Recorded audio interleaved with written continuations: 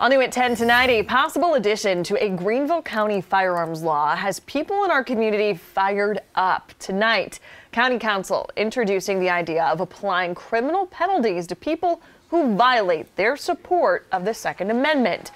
Basically saying anybody who tries to take away or restrict the gun rights of a Greenville County resident could be arrested. But questions about who this law is directed at and how it would be enforced are being raised by both elected officials and our neighbors. Matt Kaufax is live outside County Council chambers to break it down for us tonight.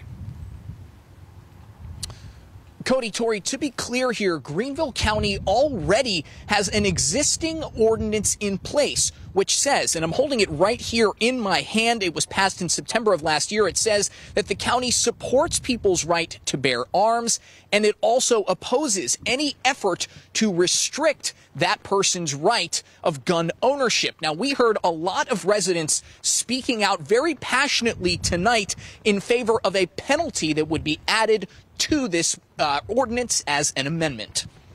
Neighbors who spoke at Greenville County's Thursday night meeting say they have strong feelings about the right to own guns and the right to penalize those who would seek to take them away. This is a real battle against the federal government, who is clearly trying to weed itself into our lives, even at the local level. But a law declaring Greenville County a Second Amendment supporting county has already been in effect since September of 2021. A new amendment to that law introduced Thursday would mean that anyone who tries to violate someone's Second Amendment rights could spend up to 30 days in prison and face a $500 fine. I'm surprised that it's come up again. Greenville County Councilman Lynn Ballard says he's puzzled since the county has already declared its support for people's right to bear arms, and something like this could be difficult to enforce. Whom or what is the target for enforcement of this? Not who's going to enforce it, but who are they going to enforce it against?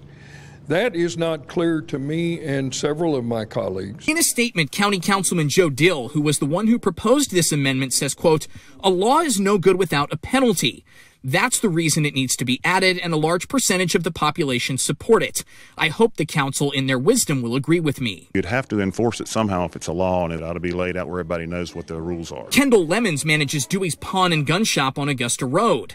As someone who helps sell firearms, he says he'd support anything that made it more difficult to restrict gun ownership, but he also has some enforcement questions. On the front end, I guess the intentions are good as long as it's clear and obvious of what's going to happen on the back end. This was going to take a lot of discussion to iron out and get good, solid answers to these questions.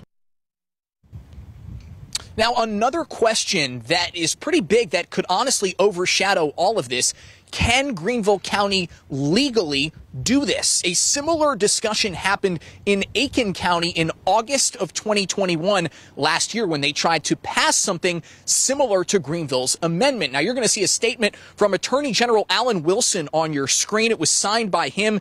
In that statement, the AG told Aiken County, quote, "We are concerned that if adopted by a local government in South Carolina, such an ordinance is preempted under state law," unquote.